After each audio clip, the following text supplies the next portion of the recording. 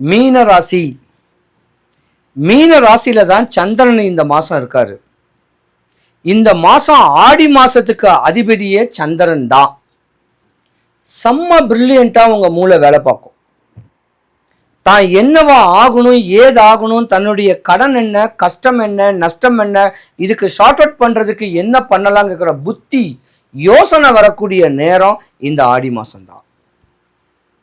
மீனராசியை பொறுத்த வரைக்கும் குருவுடைய கடாட்சியம் பரிபூர்ணமா இருக்கு. டாக்டர்ஸ் நீங்க தான், அட்வொகேட்ஸ் நீங்க தான், கலைத்துறையில பிரகாசிக்கக்கூடிய தன்மையும் நீங்க தான். அற்புதமான நேரம் இந்த தருணம் தான்.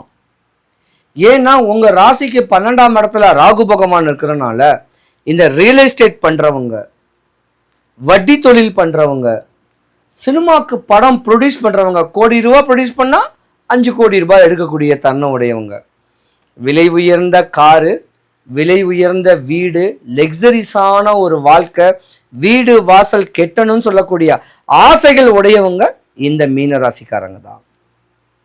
உங்களுக்கு தாங்க யோகம்.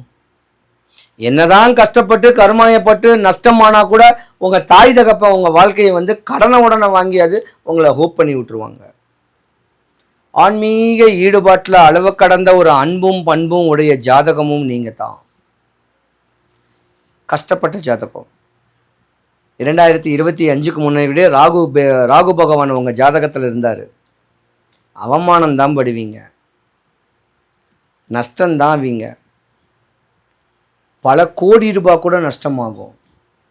மண்ணாலையும் வரும், வேற ஒரு பிரச்சனைனாலையும் வரக்கூடிய தன்மை உண்டு. பல சட்ட சிக்கல்களை சந்திக்கக்கூடிய தருணமும் மீன ராசிக்கு உண்டு 2025க்கு முன்ன. இனிமே அதெல்லாமே போச்சு. ஜாதகத்தில் ராகு பகவான் உங்க ஜாதகத்திலேருந்து பயிற்சி ஆனதுனால அற்புதமாக வாழ போறீங்க. அரசனை போல வாழ போறீங்க.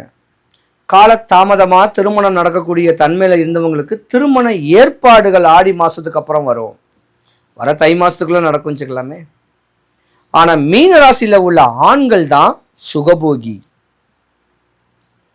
உடல் பருமன் இருக்கும், ஆணா இருந்தாலும் பெண்ணா இருந்தாலும். ஏன்னா ஆசை பாசமாக வளர்த்தவங்கள்ல மீன ராசிக்காரங்க, அதனால கொஞ்சம் ஃபேட்டாக தான் இருப்பீங்க. அதை பற்றி பயப்படாதீங்க, இது தன்மை. கள்ளங்கவடம் இல்லாத உடம்பு நீங்கள். மீனராசியை பொறுத்த வரைக்கும் கல்யாணம் ஆன ஆண்கள் தான் கவனமாக இருக்கணும்.